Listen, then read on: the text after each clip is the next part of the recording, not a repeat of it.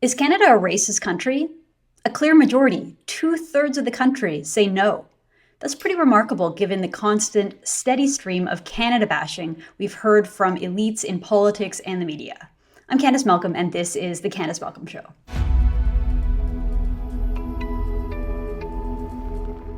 Did you see this remarkable new study from the Angus Reid Institute? Angus Reid partnered with the University of British Columbia for this comprehensive research series on racist attitudes in Canada. You probably saw the legacy media headlines, which stress the negative, that is, that 1/3 of the country thinks that Canada is racist. But that's sort of to be expected. After all, almost every political leader in the country was bludgeoned and shamed into agreeing with the weird notion that Canada is systemically racist. This all happened last summer after the very public death of a Black man in Minneapolis. So this death had nothing to do with Canada. In fact, when it comes to the history of Black people in our country, when it comes to ending slavery, Canada was nearly a century ahead of the US and the rest of the world in abolishing the slave trade and abolishing slavery. It happened in 1793 when Upper Canada passed the Anti-Slavery Act outlawing slavery, and it wasn't until 1865 that the US did the same.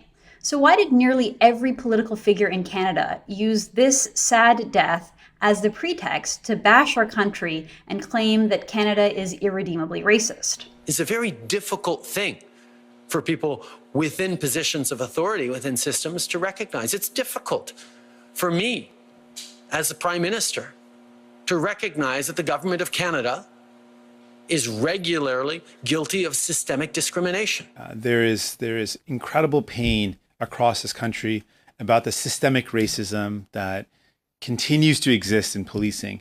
I think that they don't have to look any further than Indigenous populations to understand that racism does exist in Canada. I say, Canada, Ontario, this very house that we stand in here today is built upon systemic racism. Of course, there's systemic racism in Ontario. There's systemic racism across this country. It's important and it's hard to acknowledge that there is systemic racism in our country. But we also acknowledge that there is institutional racism, that there is systemic racism. Is our government racist?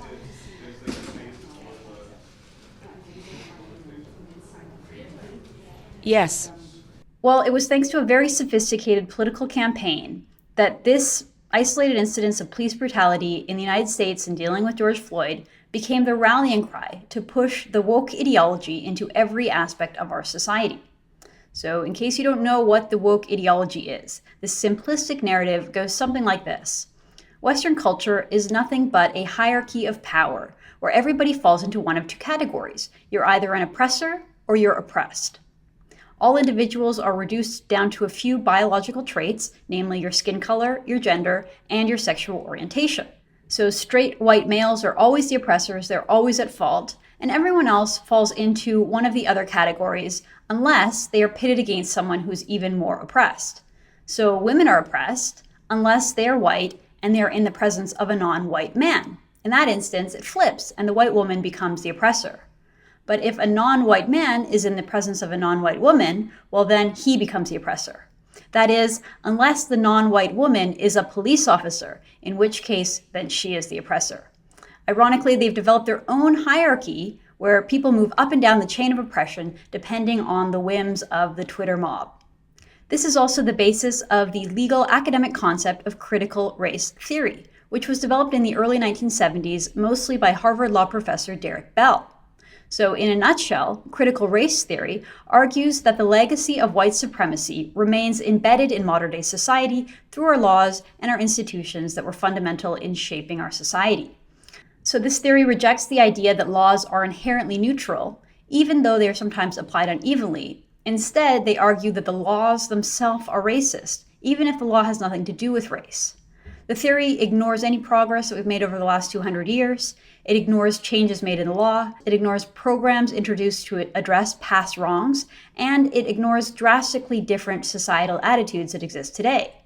It ignores the rest of the world as well. And it ignores how North America is still the most tolerant, open, free, and equal society in the world. Instead, it has a singular focus on racism. And the vagueness of this accusation is sort of the brilliance of critical race theory and the woke ideology.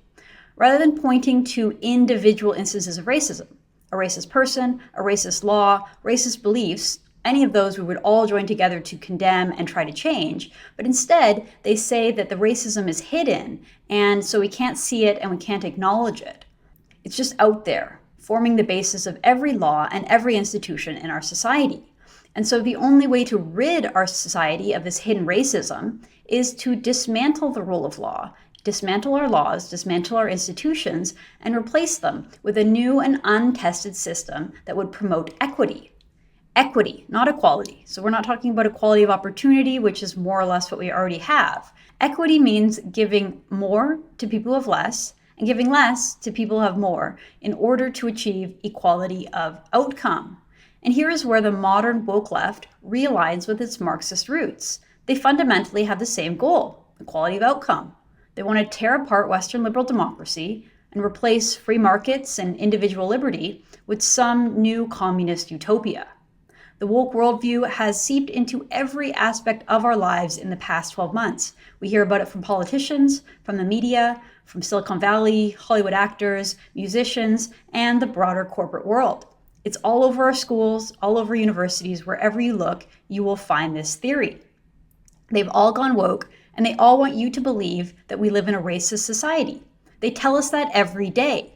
Here in Canada, for the past month or so, we've heard nothing but how racist and awful our country is. Now, none of this is to say that there aren't racist people in Canada. There are. There are racist Canadians. Canadians, after all, are human beings. Human beings are flawed. And there are people who hold bigoted and hateful views. But the important thing is, Canadians, by and large, condemn their actions and their beliefs. Racists in this country are few and far between. They're not part of the mainstream, and they don't represent the country as a whole. I'll read you the preamble of this Angus Reid report to give you a little taste of it. So it says, these are times of deep reckoning over issues of race and identity, hatred and violence in Canada. Against the backdrop of the London, Ontario attack that targeted and killed the Muslim family, the deep pain associated with revelations about the hundreds of children buried on the grounds of former residential schools, and ongoing reports of discrimination against Canadians of Asian origin, many are attempting to reconcile the realities of the nation's attitudes towards diversity and equality with national mythologizing about multiculturalism. So it is against this backdrop, the death of George Floyd, Black Lives Matter, critical race theory, the Tecumseh's chief alleging the discovery of children's remains, an alleged terrorist attack against a Muslim family, and politicians like Prime Minister Justin Trudeau equating criticism of the communist regime in China to anti-Asian racism. It's against the backdrop of all of this that this Angus Reid poll was done. And sure, it's sort of disheartening that 34% believe that Canada is a racist country. But those are the same 34% who support the NDP and the Green Party, and it constitutes a majority of young women under the age of 34.